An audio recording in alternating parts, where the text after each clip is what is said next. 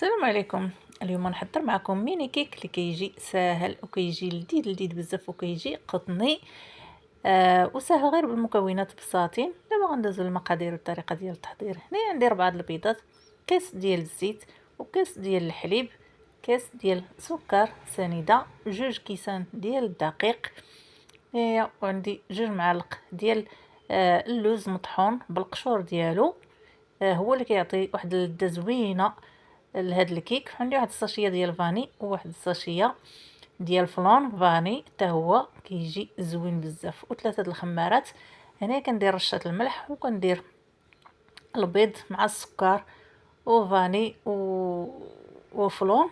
هذاك فلون كيعطي واحد المذاق زوين بزاف. ملي كيطيب الكيك ديالنا كيعطي ديك الريحه كتشهى تاكلو قبل ما يطيب قبل ما يخرج من الفران.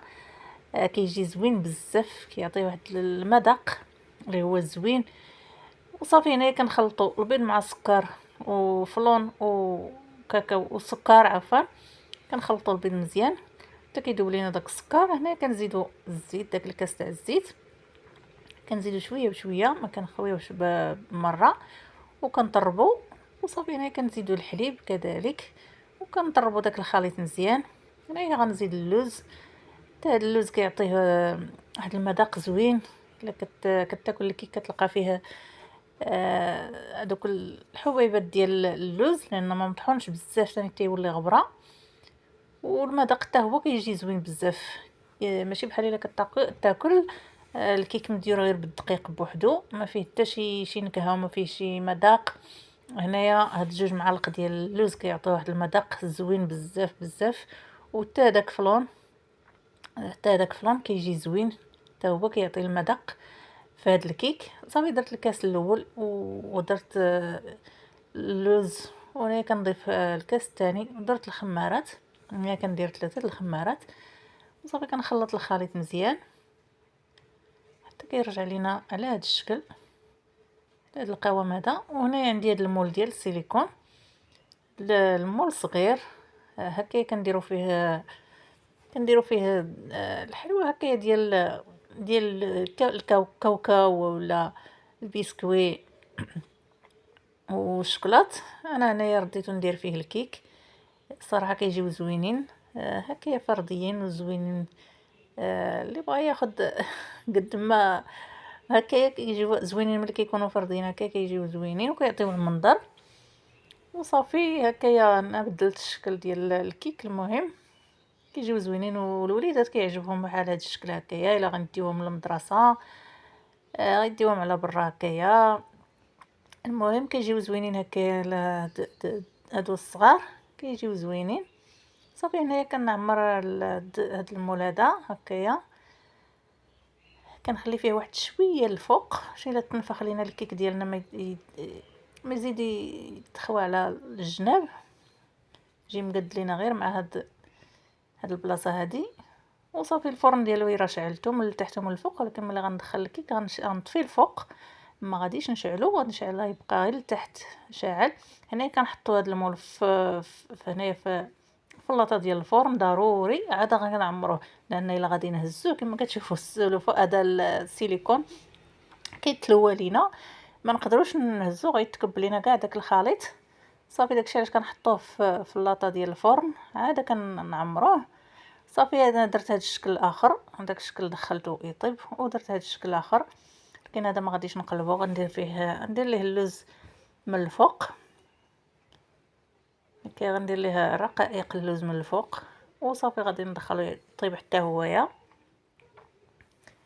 هنا انا الكيك ديالي كاع ماشي الاولاني كاع ما شعلتيه من الفوق، لان غير داك الصهد تاع الفران طاب لينا حتى من الفوق بلا ما نشعل ليه الفوق. هذا ضروري هذا شعلت ليه الفوق، لان بغيت داك اللوز حتى هويا يتحمر واحد شويه. داكشي علاش شعلت ليه الفوق. ملي طاب وشعلت ليه الفوق، غير دازت شويه العافيه على هاد اللوز باش يعطينا ديك الحموريه ديالو حتى هويا، ما يبقى ابيض هكاك. وصافي هكا كندير لهاد اللوز هكايا ما حمرته ما حتى حاجه، لان غادي يتحمر في الفران غير بشويه من الفوق باش ما يهبط لينا لتحت. كنحطوه غير بشويه باش ما يهبط لينا لتحت. وصافي هنايا راه خرجت هاد الاولين وخليتهم تبردوا.